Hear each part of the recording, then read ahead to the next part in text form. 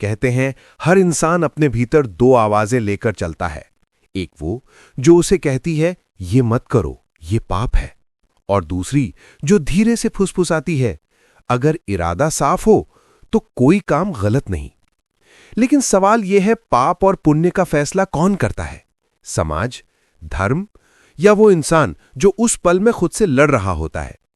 यही सवाल एक दिन ईशान के जहन में भी उठने वाला था, और उस दिन से उसकी जिंदगी कभी वैसी नहीं रही जैसी पहले थी। नमस्कार दोस्तों, मैं हूं पप्पू आवारा और आप देख रहे हैं ज्ञान लोक यात्रा, जहां हर कहानी से मिलती है एक नई सोच। रात का समय था। शहर के पुराने हिस्से में बसी संकरी गलियों में अंधेरा घुल चुका था। दूर किसी मंदिर की घंटी बज रही थी, धीमी मगर गूंजती हुई। ईशान अपनी पुरानी मोटरसाइकिल पर धीरे धीरे चल रहा था। पीछे स्कूल की कॉपियां और कुछ किताबें रखी थीं, वही जिनसे वो मोहल्ले के बच्चों को ट्यूशन पढ़ाया करता था। लेकिन उस रात उसकी किस्मत ने जैसे एक अनजाना मोड़ ले लिया था। गली के कोने पर उसने देखा, एक औरत जमीन पर बैठी थी, कपड़े फटे हुए, बाल बिखरे और गोद में एक बच्चा। वो किसी से मदद मांग रही थी, मगर आसपास के लोग बिना देखे आगे बढ़ जा रहे थे। ईशान ने बाइक रोकी। क्या हुआ बहन? उसने पूछा। औरत ने सिर उठाया, आंखों में आंसू और डर दोनों थे। औरत बोली, मेरे बच्चे को दूध नहीं मिला 2 दिन से। दुकानदार ने उधार देने से मना कर दिया। ईशान की जेब में बस 200 रुपए थे, वो भी अगले दिन की दवा के पैसे थे, उसकी बीमार मां के लिए। उसने एक पल सोचा, फिर बिना कुछ कहे 200 रुपए उस औरत के हाथ में रखते हुए बोला, ये रख लो, बच्चे को कुछ खिला दो। औरत ने रोते हुए पैर छू लिए। ईशान जल्दी से पीछे मुड़ा ताकि कोई देख न ले। उसे नहीं पता था कि यह छोटा सा कदम आगे चलकर उसकी जिंदगी का सबसे बड़ा तूफान बन जाएगा। अगली सुबह अखबार की हेडलाइन थी, दुकान में चोरी करने वाली महिला गिरफ्तार। नीचे तस्वीर में वही औरत थी, वही बच्चा गोद में। ईशान के हाथ से अखबार गिर पड़ा। रिपोर्ट में लिखा था, महिला ने रात को एक स्थानीय शिक्षक से पैसे लेकर दुकान से चोरी की। दुकानदार ने दोनों को देखा और भागने की कोशिश में महिला पकड़ी गई। शिक्षक फरार, शिक्षक फरार, ये 2 शब्द उसके सीने में किसी पत्थर की तरह चुभ गए। ईशान निर्दोष था और उसने तो बच्चे पर तरस खाकर उस औरत की मदद की थी, पर समाज ने उसे अपराधी बना दिया था। मोहल्ले में बातें शुरू हो गईं। देखा, दिन में बच्चों को ईमानदारी सिखाता है और रात में चोरी करवाता है। पापी है वो, भगवान सब देख रहा है। ईशान घर में चुप बैठा रहा। मां ने पूछा, बेटा क्या हुआ, इतने परेशान क्यों हो? उसने कुछ नहीं कहा। वो सिर्फ मन में सोचता रहा, अगर मेरा इरादा नेक था तो ये पाप कैसे हुआ? रात को छत पर गया। आसमान में चांद था, मगर उसकी रोशनी भी जैसे फीकी पड़ गई थी। क्या पाप का मतलब सिर्फ परिणाम होता है? उसने खुद से पूछा। अगर किसी ने बुरे हालात में अच्छा किया तो वो गलत कैसे हो गया? कई घंटे तक वो चुप बैठा रहा, और तभी उसके भीतर की आवाज बोली, सही और गलत को तय करने वाले लोग खुद कितने सही हैं। उसी पल ईशान ने तय किया, वो अपनी सच्चाई साबित करेगा। लेकिन यह सफर आसान नहीं होगा, क्योंकि जो दुनिया पापी और पुण्यात्मा को एक ही तराजू में तौलती है, वो किसी की सच्चाई नहीं, बस अपनी राय देखती है। धीरे धीरे शहर में उसके खिलाफ अफवाहें फैलने लगी। बच्चों के माँ बाप ने ट्यूशन बंद करा दिया। दुकानदार उसे देखकर मुस्कुराते जैसे कोई मुजरिम गुजर रहा हो। ईशान अब अकेला था, लेकिन उसके भीतर एक सवाल जलने लगा था, क्या मैं सच में पापी हूं, या बस हालात ने मुझे वैसा बना दिया है? और इस सवाल का जवाब पाने के लिए वो एक ऐसी राह पर चल पड़ा जहां हर मोड़ पर उसे यह समझना था कि पाप और पुण्य का असली मतलब क्या है। ईशान का कमरा अब वीरान लगने लगा था। दीवारों पर लटके बच्चों के पुराने चार्ट पीले पड़ चुके थे। टेबल पर रखी कॉपियां धूल से ढक गई थीं। 3 दिन से उसने घर से बाहर कदम नहीं रखा था। पड़ोस की खिड़कियों से फुसफुसाहटें आती थीं। वही है ना वो मास्टर जिसने चोरी करवाई थी? एक शाम दरवाजे पर दस्तक हुई। सामने उसकी मां खड़ी थी, चेहरे पर चिंता और आंखों में नमी। बेटा, सब कह रहे हैं तू भाग जाएगा, तू भाग तो नहीं जाएगा ना? ईशान ने हल्की मुस्कान दी। मां, भागूंगा नहीं, पर शायद कहीं और जाना पड़े। उस रात उसने मां के माथे को चूमा और धीरे से घर से निकल गया। बस उसे लेकर उस पुराने मंदिर के पास उतरी जहां कभी वो बच्चों के साथ पिकनिक मनाने आया था। मंदिर के पीछे जंगल जैसा इलाका था, शांत, ठंडा और दुनिया के शोर से बहुत दूर। वो वहीं जाकर बैठ गया। पहाड़ों से आती हवा उसके बालों को हिला रही थी और मन में एक ही सवाल घूम रहा था, क्या मैं सच में दोषी हूं? उसे लगा जैसे भीतर कोई अदालत चल रही हो। एक कोने में उसका मन, दूसरे में उसकी आत्मा और बीच में बैठा था एक मौन न्यायाधीश, विवेक। वो खुद से बात करने लगा, ईशान, अगर तू सही है तो भाग क्यों आया? क्योंकि कोई सुनने वाला नहीं था, उसने जवाब दिया। और अगर तू निर्दोष है तो डर कैसा? डर समाज से नहीं, उस चुप्पी से है जो सच को निगल जाती है। वो बोला, अगर किसी की मदद करने को पाप कहा जाए तो पुण्य की परिभाषा किसके पास है? हवा का एक झोंका आया। मंदिर की घंटी अपने आप बजू थी। उसने सिर उठाया, जैसे कोई जवाब ऊपर से उतर आया हो। सही और गलत तुम्हारे कर्म में नहीं, तुम्हारे इरादे में है। वो देर तक वहीं बैठा रहा। उसके चेहरे पर पहली बार शांति झलक रही थी, जैसे भीतर का शोर थोड़ा थम गया हो। अचानक पीछे से किसी के कदमों की आहट आई। वो मुड़ा। एक बूढ़ा साधु वहां खड़ा था, हाथ में लाठी, चेहरा झुर्रियों से भरा, पर आंखें बेहद गहरी। साधु बोला, बेटा, तू यहां क्यों आया है? ईशान ने जवाब दिया, दुनिया मुझे पापी कहती है। मैं सच्चाई से भागने नहीं, बस खुद को समझने आया हूं। साधु मुस्कुराया, तो तू शरण में आया है, पर याद रख, शरण और अपराध में फर्क इरादे का होता है। अगर तू किसी से बचने आया है तो यह भागना है, अगर तू खुद को जानने आया है तो यह तपस्या है।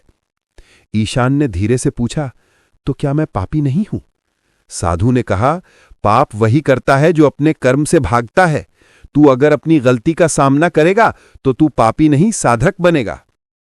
उस रात मंदिर के आंगन में उसने दीपक जलाया। हवा चल रही थी पर लौ बुझी नहीं। वो घुटनों के बल बैठ गया और बोला, मैं भागा नहीं हूं, मैं लौटूंगा, पर लौटकर लड़ने के लिए नहीं, सच बताने के लिए। क्योंकि अगर मैं चुप रहा तो झूठ को ही सच मान लिया जाएगा। दीपक की रोशनी उसके चेहरे पर पड़ रही थी। वो अब डर में नहीं, संकल्प में था। सुबह होते ही वो मंदिर के सीढ़ियों से नीचे उतरा। साधु वहीं बैठा मुस्कुरा रहा था। जा बेटा, दुनिया तुझे चाहे जो कहे, पर याद रख, कभी कभी पाप वो नहीं होता जो किया जाए, पाप वो होता है जो देखा जाए और अनदेखा कर दिया जाए। ईशान ने प्रणाम किया और आगे बढ़ गया। उसका रास्ता लंबा था, लेकिन अब वो अपने भीतर की अदालत में निर्दोष साबित हो चुका था। 3 दिन बाद ईशान वापस अपने शहर पहुंचा। गली वही थी, पर नजरें बदल गई थीं।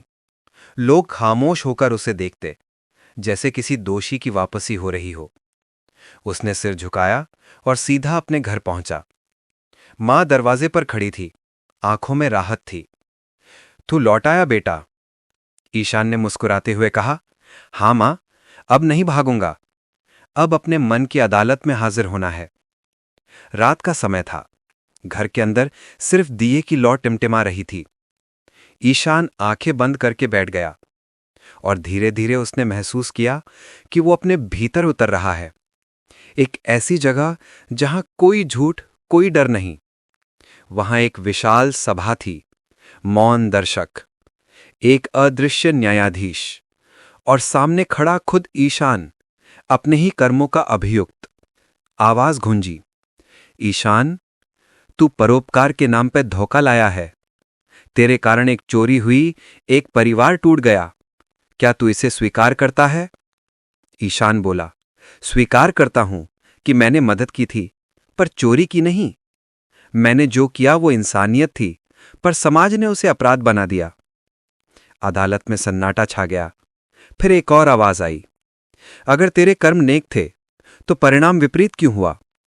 ईशान चुप रहा कुछ देर, फिर धीरे से बोला, शायद इसलिए कि इस दुनिया में नियत नहीं, नतीजे देखे जाते हैं। पर मेरे कर्म का न्याय मैं नहीं, मेरा विवेक करेगा। अचानक उसके सामने उसका ही एक और रूप उभरा, निर्भीक, शांत, प्रकाश से भरा। वो बोला, ईशान, तू गलत नहीं था, पर तेरी चुप्पी ने झूठ को हक दिया। सच बोलने से डरने वाला भी उतना ही दोषी है जितना झूठ बोलने वाला। ईशान की आंखों में आंसू आ गए। तो क्या मुझे समाज के सामने जाकर सब कहना होगा? हां, विवेक बोला, सच को चुप रहने की आदत सबसे बड़ा पाप है। पुण्य सिर्फ पूजा में नहीं, सच बोलने की हिम्मत में है। अगली सुबह ईशान ने मां से कहा, मां, आज मैं सबके सामने जाऊंगा। जो हुआ वो बताऊंगा। अगर मैं गलत हूं तो सजा लूंगा, पर अब भागूंगा नहीं। मां ने सिर पर हाथ रखा, कुछ नहीं कहा, बस उसके माथे को चूमा। वो चुंबन एक आशीर्वाद था, जिसमें भय भी था और गर्व भी। शाम को मोहल्ले के चौक में लोग इकट्ठा थे।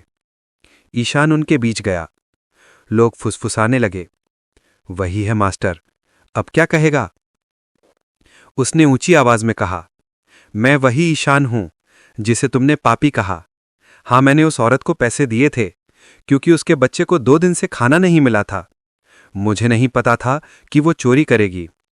अगर ये पाप है तो मैं अपराधी हूं, पर अगर किसी की मदद करना पुण्य है तो मैं वही इंसान हूं जो कल था। सन्नाटा फैल गया। लोग एक दूसरे को देखने लगे। कोई कुछ नहीं बोला, पर उनकी नजरों का बोझ हल्का हो गया था। किसी ने धीरे से कहा, गलती उस औरत की थी, पर सजा इसने झेली। कहीं दूर मंदिर की घंटी बज उठी, जैसे मन की अदालत ने फैसला सुना दिया हो। रात को ईशान छत पर गया। आसमान साफ था, चांद चमक रहा था। उसने आंखें बंद करके कहा, धन्यवाद, मुझे मेरा सच दिखाने के लिए।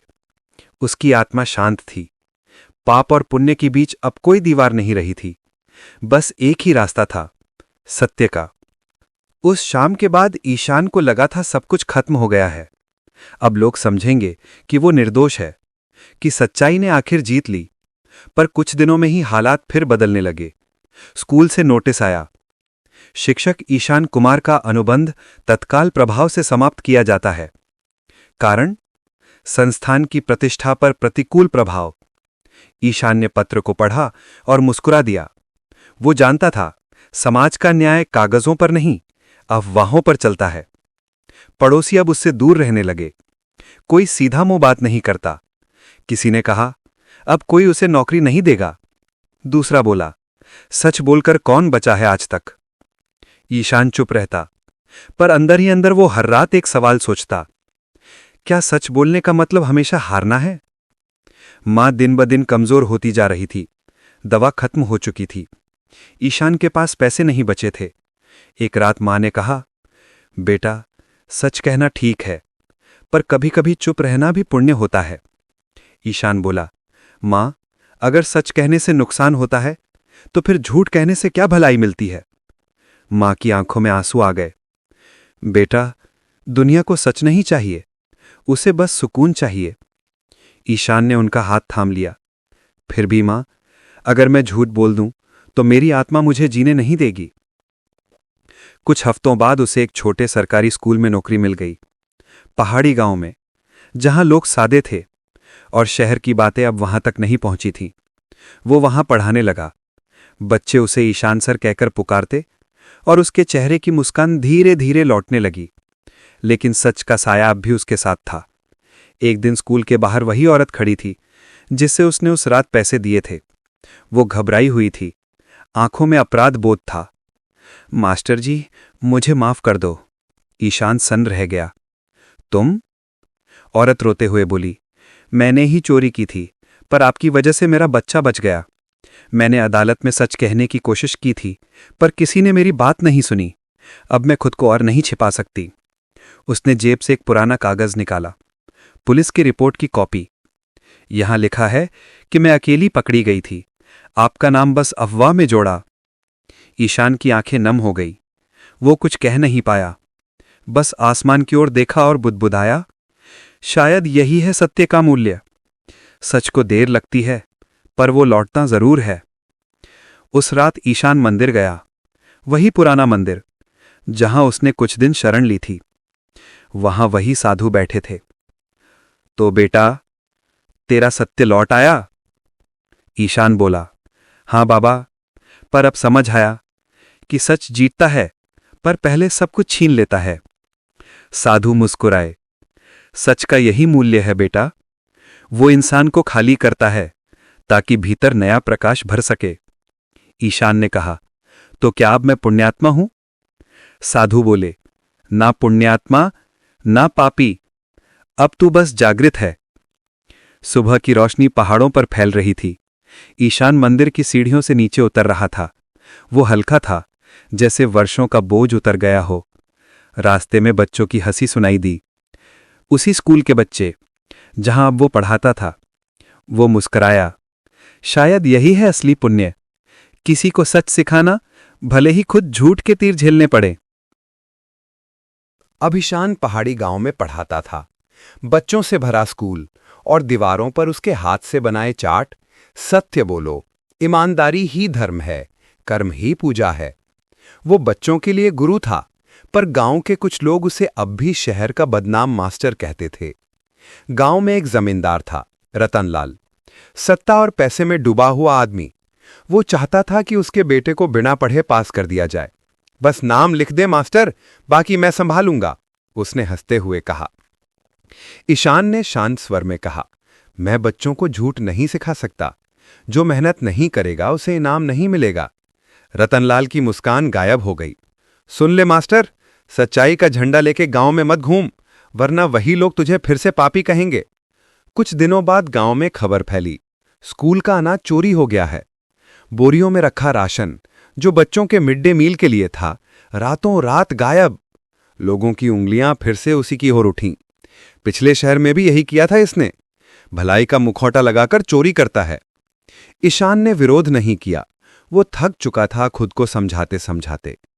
पर इस बार उसका सामना खुद जमींदार से था, जो खुलेआम कह रहा था कि अगर तू मेरे बेटे को पास नहीं करेगा तो मैं तेरे पुण्य को भी पाप साबित कर दूंगा। रात को ईशान मंदिर के आंगन में बैठा था। हवा में ठंडक थी और भीतर एक तूफान। वो खुद से बोला, क्या सच में पुण्य भी भोज बन सकता है? भीतर से आवाज आई, हां, जब दुनिया तैयार नहीं होती सच स्वीकारने के लिए तो पुण्य भी उसे खलता है। उसने आसमान की ओर देखा। अगर भलाई करने से लोगों को चोट लगती है तो क्या वो भी अपराध है? एक पल के लिए सन्नाटा था। फिर मंदिर की घंटी खुद ब खुद हिल गई, जैसे ऊपर से उत्तर आया हो। भलाई का पुण्य तब तक अधूरा है जब तक तू उसे निंदा के बीच निभा न सके। अगले दिन गांव की पंचायत बुलाई गई। सबके सामने ईशान ने कहा, हां, अनाज चोरी हुआ है, पर जिसने किया वो भूखा था, अपराधी नहीं। लोगों ने चिल्लाकर कहा, तो क्या भूख का मतलब चोरी है? ईशान ने जवाब दिया, भूख कभी पाप नहीं होती, पाप होता है उसका मजाक बनाना। उसने जमींदार की ओर देखा, और असली चोरी वो नहीं जो अनाज से होती है, असली चोरी वो है जो ईमानदारी से की जाती है। लोग चुप हो गए। रतनलाल का चेहरा उतर गया। कुछ ग्रामीण समझ गए कि मास्टर सच कह रहा है, बाकी बस देखने लगे, जैसे कोई संत पागलपन की बातें कर रहा हो। उस रात ईशान अकेला बैठा था। अब कोई तालियां नहीं, कोई धन्यवाद नहीं, सिर्फ एक भारी सन्नाटा। उसने धीरे से कहा, कभी कभी सच्चाई के रास्ते पर चलने वाला पापी से ज्यादा सजा पाता है। फिर खुद ही मुस्कराया। शायद यही है पुण्य का असली बोझ। वो ताली नहीं, पत्थर झेल का है। सुबह होते ही कुछ ग्रामीण उसके घर आए। उनमें वही गरीब परिवार भी था जिनके बच्चों के लिए राशन गया था। उन्होंने हाथ जोड़कर कहा, मास्टर जी, हमने आपकी सच्चाई देख ली है। आपके जैसा आदमी अगर पापी है तो हम सब दोषी हैं। ईशान की आंखों में नमी आ गई। नहीं, मैं पवित्र नहीं हूं, बस कोशिश कर रहा हूं कि पाप और पुण्य के बीच थोड़ा इंसानियत बची रहे। रतनलाल ने पंचायत में अपनी हार को अपमान समझा। उसने तय कर लिया कि वो ईशान की जिंदगी को नर्क बना देगा। गांव में अफवाहें फिर फैलने लगीं। मास्टर के हाथों से अनाज गायब हुआ था, पंचायत में जादू कर दिया, तभी सब चुप हो गए। धीरे धीरे लोग फिर से उससे दूर होने लगे। ईशान ने देखा झूठ फिर जीत रहा था, पर इस बार उसने चुप रहने का निर्णय लिया। कुछ ही दिनों बाद उसकी मां बस गई। वो बीमारी से नहीं बल्कि तिरस्कार से टूटी थी। ईशान ने मां की चिता के पास सिर झुका लिया। आंसू नहीं आए, बस भीतर सन्नाटा था। तूने सब सही किया बेटा, ये मां के आखिरी शब्द थे। उस दिन पहली बार उसे लगा सच का रास्ता इतना अकेला भी हो सकता है। मां के जाने के बाद ईशान ने बोलना बंद कर दिया। क्लास में भी अब बस लिखकर पढ़ाता। बच्चे पूछते, सर आप कुछ बोलता क्यों नहीं? वो बस मुस्कुरा देता। धीरे धीरे उसके मौन ने गांव में असर डालना शुरू कर दिया। जहां पहले लोग उसे दोषी कहते थे, अब उसकी खामोशी देखकर शर्मिंदा होने लगे। लोग कहते, जिसने इतना कुछ सहकर भी आवाज नहीं उठाई, वो दोषी कैसे हो सकता है? एक दिन वही रतनलाल स्कूल आया। उसका बेटा रो रहा था। पिताजी, मास्टर जी मुझे सजा नहीं देते, बस शांत रहते हैं, मुझे बहुत बुरा लगता है। रतनलाल ने ईशान को देखा। वो ब्लैकबोर्ड पर बच्चों से सत्य शब्द लिखवा रहा था। उसकी आवाज नहीं थी, पर उसकी आंखों में गहराई थी, जैसे बोलने से ज्यादा असर मौन में छिपा हो। रतनलाल कुछ क्षण उसे देखता रहा, फिर धीरे से बाहर चला गया। उस रात वो मंदिर गया और साधु के चरणों में गिर पड़ा। मैंने एक सच्चे आदमी को झूठा कहा बाबा। साधु ने मुस्कुरा कर कहा, जब शब्दों से सत्य ना पहुंचे तब मौन पहुंच जाता है। ईशान अब इंसान नहीं रहा, वो आत्मा बन गया है जो अपने मौन से शिक्षा देता है। समय बीत गया। गांव में अब कोई झूठ बोलने से पहले सोचता था। लोग कहते, मास्टर जी का मौन हमें सुनाई देता है। स्कूल की दीवार पर अब ईशान की लिखी एक पंक्ति अंकित थी, सच को साबित मत करो, उसे बस जी लो। वो अब गांव का सबसे सम्मानित व्यक्ति बन चुका था, पर उसने कभी यह स्वीकार नहीं किया कि वो सही था, क्योंकि अब उसके लिए सही और गलत के बीच कोई दीवार नहीं बची थी। एक शाम मंदिर की घंटी बजी। साधु वहीं बैठे थे। ईशान उनके पास गया, धीरे से उनके चरणों में प्रणाम किया। साधु बोले, बेटा अब तू बोलता क्यों नहीं? ईशान मुस्कुराया। आंखों में आंसू थे। क्योंकि मैंने समझ लिया है बाबा कि पाप और पुण्य दोनों शब्द हैं, और शब्द हमेशा अधूरे होते हैं। मौन ही पूर्ण है। साधु ने कहा, तू अब शिष्य नहीं, साधक बन चुका है। सर्दियों की सुबह थी। धुंध ने पूरे गांव को ढक लिया था। ईशान स्कूल नहीं गया उस दिन। मंदिर के पीछे बने पुराने कुएं के पास बैठा था। पानी में उसकी परछाई हिल रही थी। वो उसे ध्यान से देखता रहा। क्या मैं सच में निर्दोष हूं? वो प्रश्न जिसे उसने महीनों पहले दबा दिया था, आज फिर उभर आया। धीरे धीरे उसे लगा जैसे उसकी परछाई बोलने लगी हो। ईशान, तू दूसरों को सही और गलत सिखाता रहा, पर क्या तू खुद से ईमानदार रहा? वो चौंक गया। मैंने तो बस मदद की थी। हां, आवाज आई, मदद की, पर अपनी मां की दवा के पैसे दे दिए। उस रात तूने भी एक चुनाव किया था, मां और अनजान के बीच। क्या वो चुनाव वाकई सही था? ईशान के चेहरे पर पसीना झलक आया। वो बोला, तो क्या वही मेरी गलती थी? नहीं, वही तेरा पाठ था। आवाज बोली, हर पुण्य किसी पाप की कीमत लेकर आता है, पर फर्क सिर्फ इरादे में होता है। वो कुछ देर चुप रहा, फिर बोला, तो क्या हर इंसान अपने विवेक का खुद न्यायाधीश है? हां, और वही सबसे सख्त न्याय करता है। ईशान ने आंखें बंद की। बीते महीनों की सारी घटनाएं उसके मन में एक चलचित्र की तरह घूमने लगीं। भीख मांगती औरत, अखबार की हेडलाइन, मां की चिता, बच्चों की आंखें और उसका अपना मौन। धीरे धीरे उसकी सांसें लंबी होने लगीं। मन अब शांत था। वो समझ गया कि पाप और पुण्य किसी किताब में नहीं लिखे, वो तो क्षण क्षण में बदलते भाव हैं। अगर किसी पल का कर्म किसी के लिए दर्द बन जाए, तो वही पुण्य भी पाप हो जाता है, और अगर किसी पल का अपराध किसी को बचा ले, तो वही पाप भी पुण्य में बदल जाता है।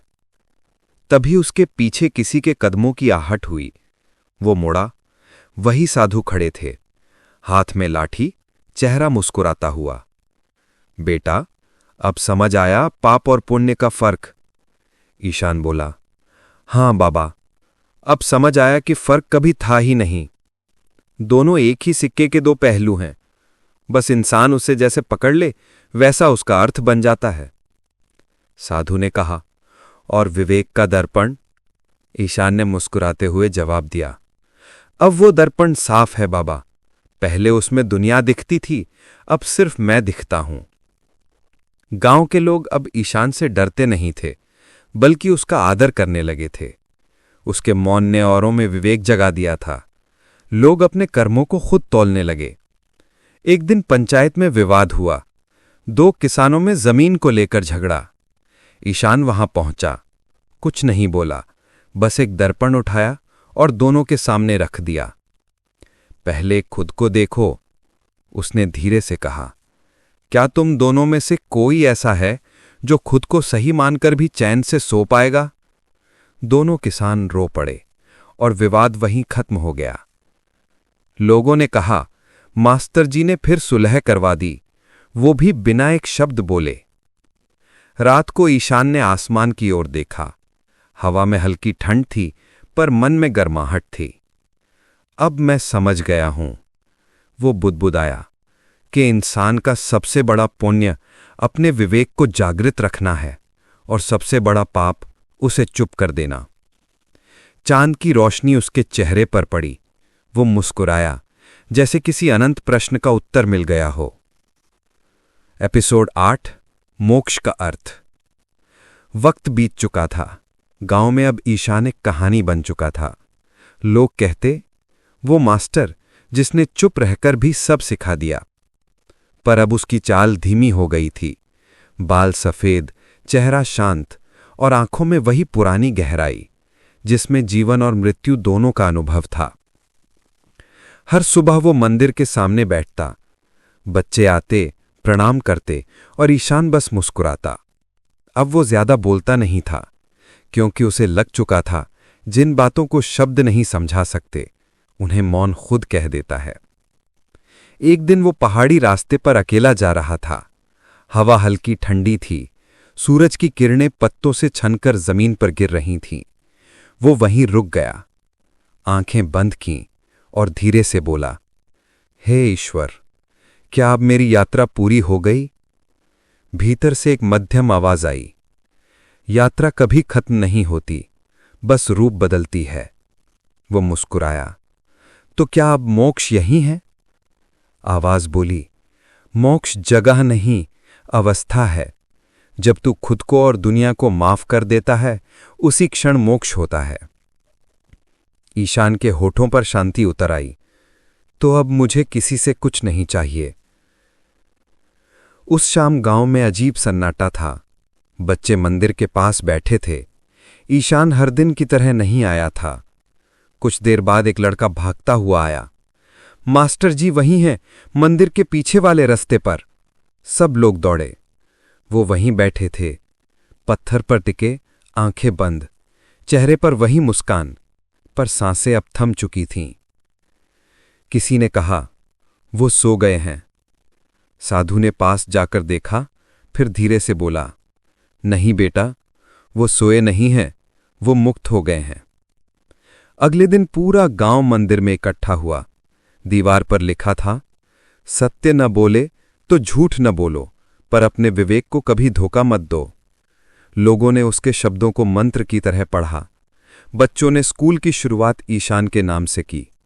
अब हर सुबह वहां एक दीपक जलता था, जिसे लोग ईशान की ज्योति कहते। कुछ वर्षों बाद वही साधु अपने नए शिष्य के साथ मंदिर के आंगन में बैठे थे। शिष्य ने पूछा, बाबा, वो मास्टर सच में संत थे? साधु मुस्कुराए, नहीं बेटा, वो इंसान थे, और यही उनकी सबसे बड़ी महानता थी, क्योंकि उन्होंने पाप को समझकर पुण्य नहीं पाया, बल्कि पाप और पुण्य दोनों को पार कर लिया। शिष्य ने पूछा, तो मोक्ष क्या होता है बाबा? साधु ने आंखें बंद कर दीं और बोले, जब किसी का विवेक इतना निर्मल हो जाए कि वो किसी को दोषी न माने, न खुद को निर्दोष समझे, वही मोक्ष है। रात का समय था। आसमान में असंख्य तारे चमक रहे थे। मंदिर के आंगन में रखा दीपक लहरा रहा था, जैसे हवा में किसी की आत्मा मुस्कुरा रही हो। और उसी क्षण एक बच्चे की आवाज आई, गुरुजी कहते थे, पाप और पुण्य का हिसाब भगवान नहीं रखता, वो तो हम खुद अपने भीतर लिखते हैं। साधु ने सिर उठाया और कहा, हां बेटा, वही तो ईशान सिखा गया कि सच्चा धर्म शब्दों में नहीं, शुद्ध मन में बसता है। तो दोस्तों, ये थी आज की ज्ञान लोक यात्रा। अगर वीडियो पसंद आया हो तो चैनल को सब्सक्राइब करें, लाइक और कमेंट करें। मिलते हैं अगले वीडियो में एक और ज्ञान लोक यात्रा के साथ, जहां हर कहानी देती है एक नई सोच।